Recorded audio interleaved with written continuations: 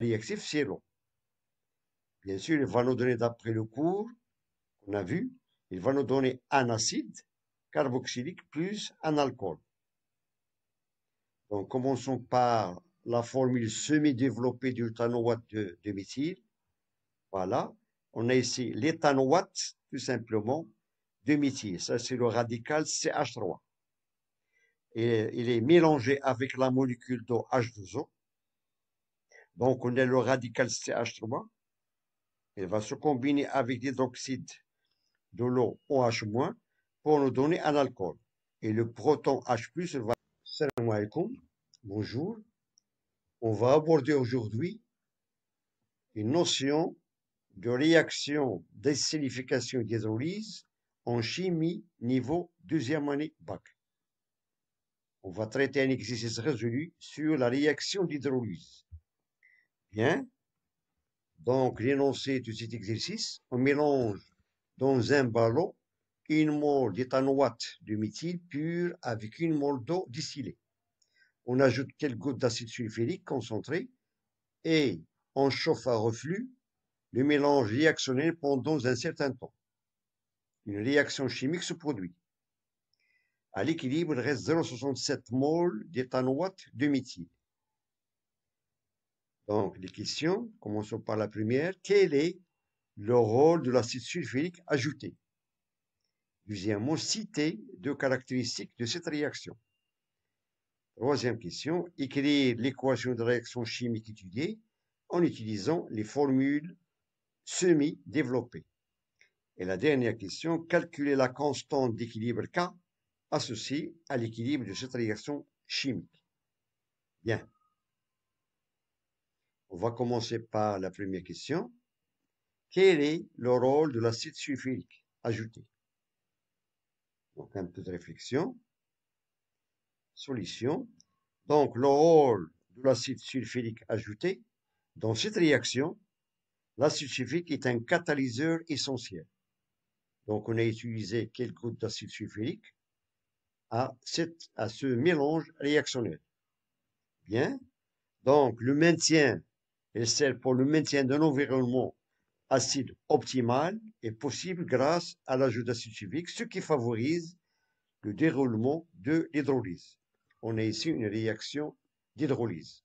On a ici l'éthanoate de méthyle, c'est un ester, mélangé avec de l'eau, bien sûr, il va nous donner deux produits formés. Bien. Passons maintenant à la deuxième question. Citer deux caractéristiques de cette réaction.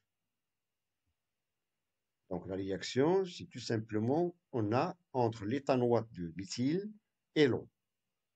Donc il va nous donner, bien sûr, il va nous demander de citer deux caractéristiques de cette réaction. Donc les deux caractéristiques, c'est une réaction qui est lente, bien sûr, il demande un peu de temps, et limitée. Bien. On passe maintenant à la question suivante. Question 3. Écrire l'équation de la réaction chimique étudiée en utilisant les formules semi-développées. Donc, on a ici deux réactifs qui sont connus. C'est un ester, c'est l'éthanoate de méthyle, mélangé avec l'eau. On a le deuxième réactif, c'est l'eau. Bien sûr, il va nous donner, d'après le cours qu'on a vu, il va nous donner un acide carboxylique plus un alcool. Donc, commençons par la formule semi-développée du éthanoate de méthyle. Voilà. On a ici l'éthanoate, tout simplement, de méthyle. Ça, c'est le radical CH3. Et il est mélangé avec la molécule d'eau H2O. Donc, on a le radical CH3. Il va se combiner avec l'hydroxyde de l'eau OH- pour nous donner un alcool. Et le proton H+ va être fixé par ce groupe pour nous donner de l'acide éthanoïque. C'est l'acide éthanoïque, voilà. C'est CH3, COOH, plus le méthanol, CH3OH. Donc, ce sont les deux produits formés d'après ce mélange réactionnel. Ça, c'est l'équation de la réaction chimique qu'on a étudiée en utilisant les formules semi-développées. Bien. Il nous reste maintenant la dernière question, question 4. Calculer la constante d'équilibre K associée à l'équilibre de cette réaction chimique. Sachant que la réaction chimique se fait entre l'éthanoate de méthyle et l'eau. C'est une réaction d'hydrolyse qui nous a donné la formation de l'acide éthanoïque plus l'alcool, le méthanol. Donc, avant de calculer cette constante d'équilibre, on doit dresser le tableau d'avancement suivant. Bien. Donc, le tableau, on a ici l'équation de la réaction. On a les deux réactifs. Ça, c'est un ester et l'eau. Et on a ici un acide plus l'alcool. L'état initial, l'état intermédiaire et l'état final. Bien. Et d'après l'énoncé, on a utilisé une mole de cet ester plus une mole d'eau.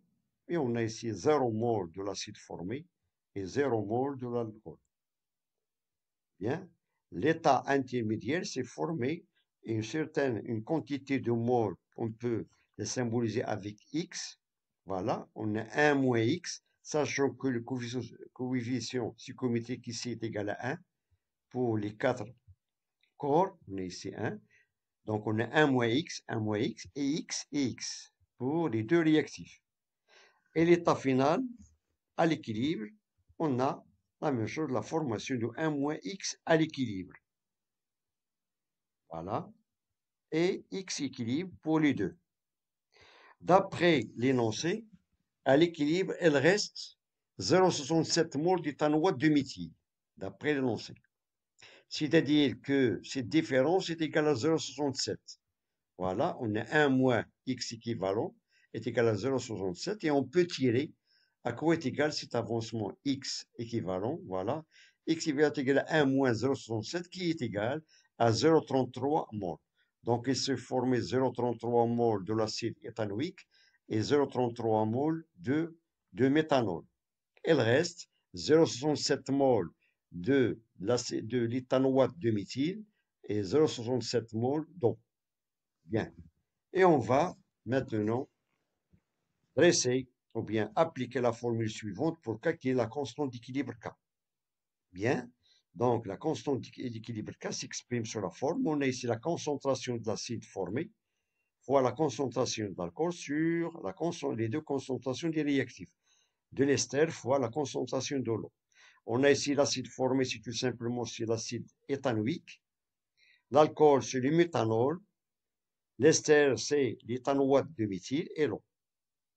Bien. On sait que la concentration s'exprime sur la forme N sur V, étant donné qu'ils ont le même volume, donc on peut simplifier par le volume, on utilise uniquement les quantités de matière. On va remplacer la concentration, mais la quantité de matière de l'acide formé, c'est 0,33, avec 0,33 pour le méthanol, et on aura 0,33 au carré sur 0,67 au carré. Voilà. Et on trouve que cette constante d'équilibre associée à l'équilibre de cette réaction chimique est égale à peu près, est égale à 4,025. K, à peu près égal à 0,25. Bien. Donc, je vous remercie de votre attention. Bon courage et à très bientôt.